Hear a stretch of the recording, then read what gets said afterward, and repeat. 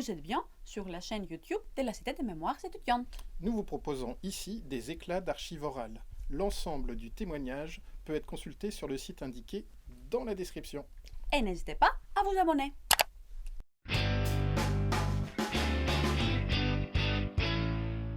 Je suis entré en septembre, j'ai passé 2 mois. 2 mois. Et pour moi, c'était pourtant cet accès à la chambre étudiante, c'était mon autonomie assurée, quoi. J'étais heureux, j'avais un vrai bonheur. Je n'avais pas eu de chambre à moi quand j'étais petit, dans ma maison. C'était vraiment un bonheur. Et de l'avoir perdu m'a fait en sorte que j'ai correspondu tous les mois avec l'intendant d'un pavillon D où j'avais ma chambre pour lui payer chaque mois pour garder ma chambre. Ah oui. Ah oui, c'était pour moi quelque chose de vital. Ah oui. Ça, c'est très important parce que ça a recommencé une 2e année. J'ai repayé chaque année quand j'étais tombé accidenté. Chaque année, un meeting à la salle des agriculteurs. Et donc, on y va. On y va. Et qu'est-ce qu'on apprend à la sortie? La police avertit les organisateurs que des étudiants d'extrême droite nous attendent à la sortie et que la police se propose de nous raccompagner jusqu'au métro rue du Bac, nous protéger. Alors, donc, on se met en rang sérieusement. Moi, je me suis mis au 3e rang, un garçon, une fille, en rang comme ça, puis ceux qui avaient un casque étaient devant. Il n'y avait pas beaucoup de monde à l'époque qui avait un casque. Bon, on y va. Et donc, la police nous attend. On suit le cortège, on va vers la rue du Bac, c'était rue de Grenelle, je crois, le truc.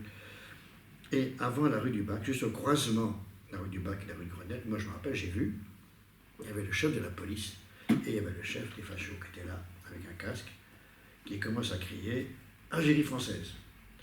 Et à ce moment-là, les hordes d'extrême droite, habillés en paras, les paras, nous tapent dessus. Ça, c'était terrible. Alors, moi j'étais là. Il a fait ça devant le commissaire de police. Ça, c'est absolument, la complicité était totale. Alors, je l'ai vu, c'est même pas, on ne me l'a pas dit. Et donc, moi, alors, courageusement, je laisse les filles partir. Alors, je me retourne face au gars-là. Alors, je me retourne, c'était épouvantable. Et puis, les filles perdaient leurs chaussures, des chaussures à talons, il y avait des jours-là, bien sûr, etc. C'était épouvantable. Alors, on se débine plus ou moins. Moi, j'ai reçu un coup de matraque dans le dos. Mais il n'a pas dû l'avoir sur la tête parce que ça m'est tombé sur le dos, là.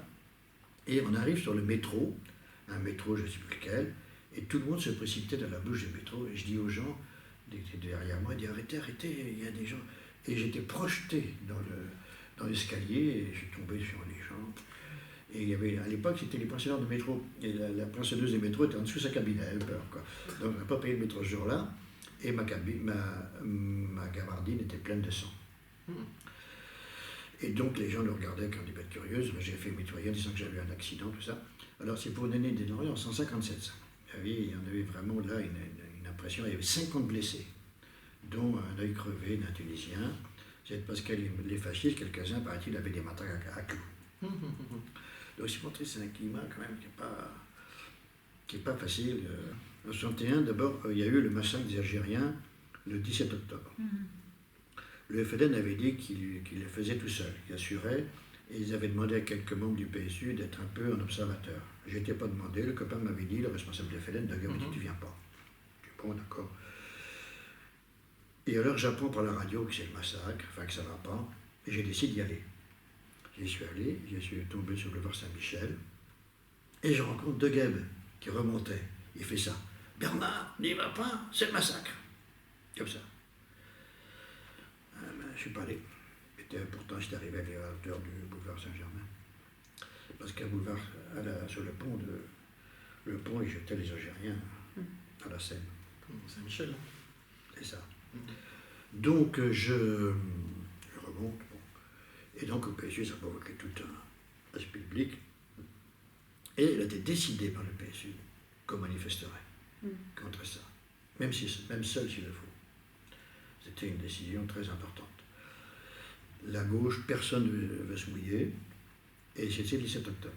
On choisit le 1er novembre, une 2e provocation, parce que c'est le jour anniversaire du début de l'insurrection. Donc alors là, la section étudiante que j'animais était tout à fait d'accord pour y aller. Et la veille, c'est-à-dire le 31 octobre, il y a un meeting organisé par Témoignage chrétien, vous voyez, toujours les mêmes, avec Hervé Bourges. Hervé Bourges, vous connaissez, qui va devenir directeur de la radio, je ne sais plus quoi, là. C'était à l'époque, c'était journaliste à Témoignage chrétien, je crois, Hervé Bourges. Vous avez entendu parler d'Hervé Bourges, hein?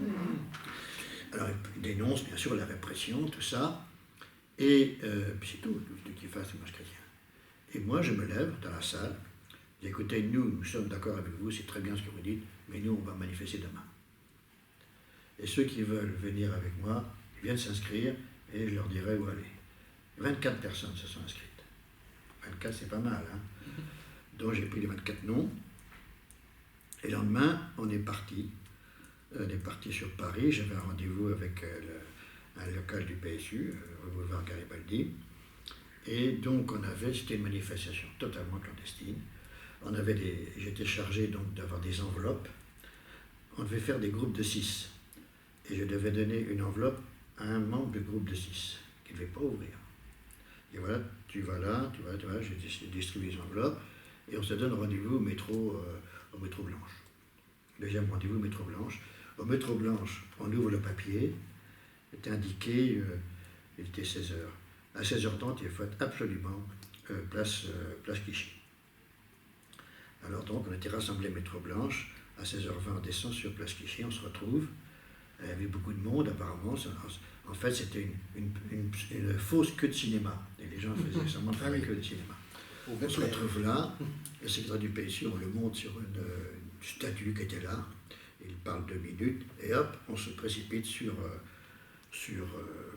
la rue Blanche, vers le métro Blanche. On était assez nombreux, 15 ans. On avait peur, parce que Paris était en état de siège. Parce que c'était depuis le 17 octobre, les flics étaient dans une situation merveilleuse. On a su depuis le nombre de policiers qui étaient convoqués, et c'était un matraquage terrible qui était risqué. Finalement, il a réussi à faire la manifestation, les flics sont arrivés trop tard. Ils tapaient sur les passants qui étaient restés. Donc c'était une réussite formidable. Je suis très fier d'avoir participé, d'avoir mobilisé les étudiants pour cette manifestation, qui a lancé le cycle des manifestations qui allaient suivre, le cycle étudiant d'abord, le 18 novembre, et ensuite les organisations adultes, PC, PSU, CGT, CFTC.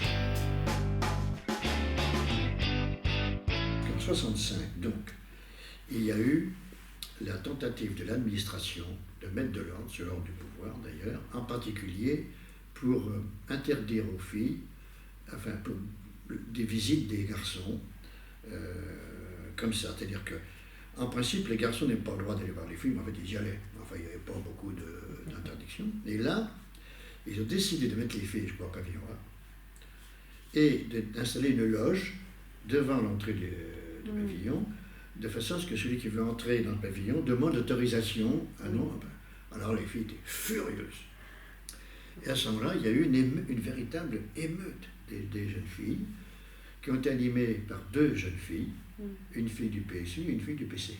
Je me rappelle très bien leur nom, c'est Monique Chemla pour les filles du PC et Annette Simon pour le PSU. Elles ont dirigé la bagarre pour demander la liberté de recevoir, etc. Alors, on était totalement débordés. C'est-à-dire que les garçons étaient là, ils rigolaient un peu, etc.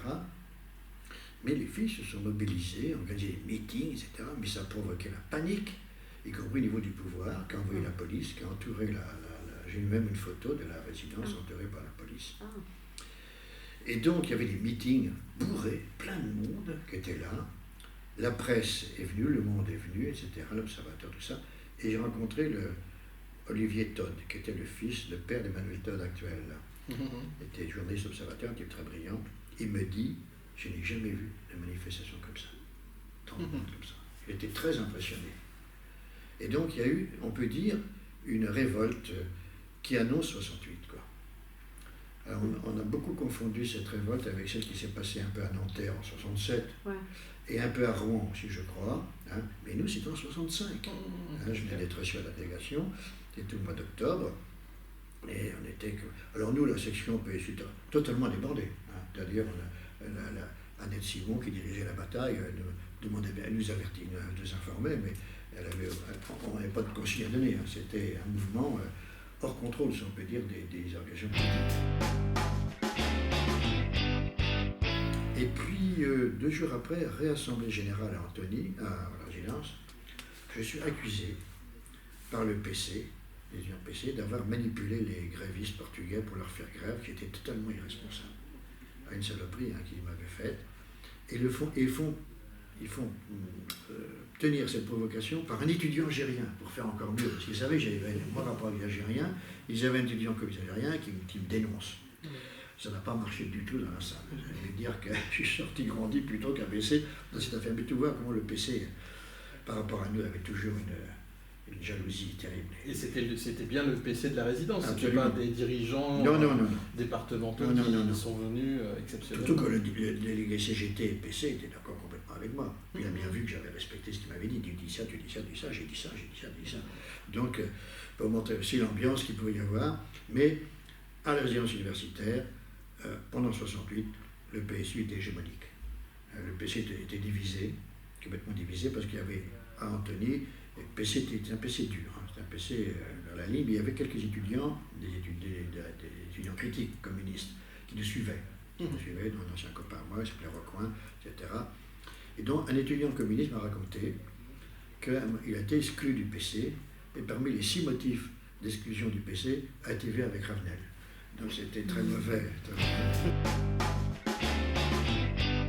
J'ai vu cette chambre, après, longtemps. Ah oui. J'ai longtemps voulu retrouver cette chambre. Ah oui, ça pour moi, ça a été le synonyme de ma liberté.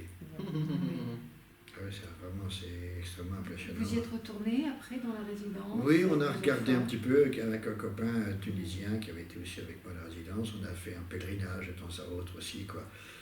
Mais je suis retourné dans les couloirs un petit peu. Maintenant, tout est... D'abord, c'est détruit. Maintenant, c'est détruit. Cette année, depuis quelques semaines, quelques mois, c'est détruit, rasé. Oh, mais on a passé des moments formidables. Il faut reconnaître que c'était des moments... Mais je pense que j'ai passé les meilleurs moments de ma vie. C'est-à-dire qu'on se le disait d'ailleurs à la fin. On était entre copains, d'anciennes Sana et tout ça. On était heureux. Le bonheur, on parlait de bonheur, quoi. Oui. Parce qu'on savait qu'après, dans la vie active, se faire chier dans les villes de province. Ah oui, ça c'était... C'est pour ça que je voulais garder le lien avec Antony. Ah oui, on se le disait. Ah oui. Est-ce que quand vous vous réunissiez comme ça à 7-8, c'était plutôt dans la chambre de l'un ou de l'autre, plutôt que dans une salle parfois, ou alors sur la collective. pelouse. Sur la pelouse, il y avait devant, on se réunissait là, oui. Ah oui, Vous avez fait des pique-niques, des choses comme ça? Non, des pique-niques, non, on se réunissait pour raconter. Vous avez dit sur la pelouse, c'est ça? Oui, il y avait devant, il y avait des arbres plantés au milieu d'espèces de grandes une verdure autour de cet arbre, on se mettait là-dedans. On était heureux comme des papins. Je n'étais pas heureux, mais enfin, moi je l'étais.